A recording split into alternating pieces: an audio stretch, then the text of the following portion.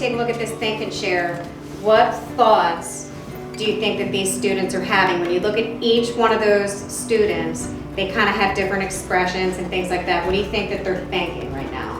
My students love the Second Step program. From the very first time that I've showed the lessons digitally, they love it because it's something different every day.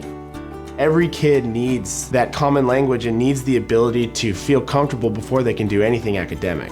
So it's so important, I feel like, to be able to know that, yes, we're here to learn academics, but also we're here to grow as a person. That social component of middle school is everything. You know, if you can manage your emotions, then you're going to learn at school. And if you can't, then you're not going to learn anything because you're in that emotional brain. Do you remember the beginning of the year we did these character building? If I was to talk to another teacher to share about the Second Step program, I would tell them it's awesome. I would tell them I love it.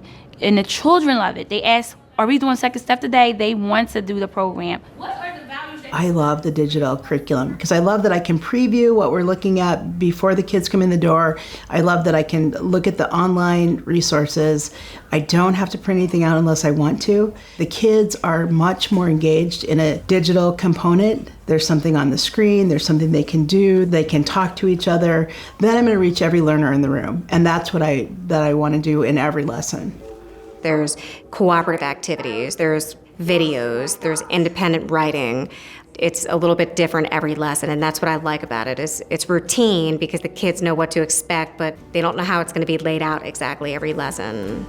If I could go back in time and I could fix that. I've really enjoyed having the real voices because it's given us a bunch of chances to see how people see their problems differently and how they cope with them. It's cool to know that they're speaking out for themselves and you're not hearing it through someone, so it's actually their personal experiences and it's like real life. Hearing kids their age talk about these things, it's so much better than having, old me tell them, what things were like back in my day. When we have advisory on Friday, I know what I've already taught, and I know what the kids are struggling with socially, so I'm able to frame our advisory around what's going on, here are the resources, this is what we talked about, and bring it back in and have them come up with solutions within those components. Why do people say some things online or in a text that they would never say to you in person? Yes. It's less intimidating to take out a text message than to say it to someone. It's less intimidating. Very good. It's relevant for them because it does bring in their issues of today. This is not old school. This is something that's happening right now that they need to understand about themselves, about others. So I believe it's absolutely relevant to today's society and the issues going on in the world. I think students should learn about online values because they sometimes say things and they don't even know why, but most of the times they won't say it directly to that person because they're scared or insecure.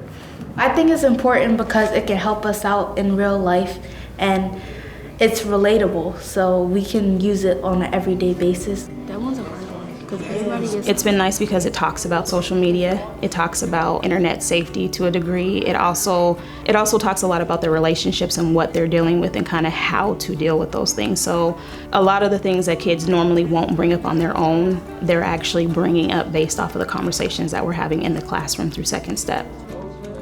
I think Second Step should be in every school. Our students need it.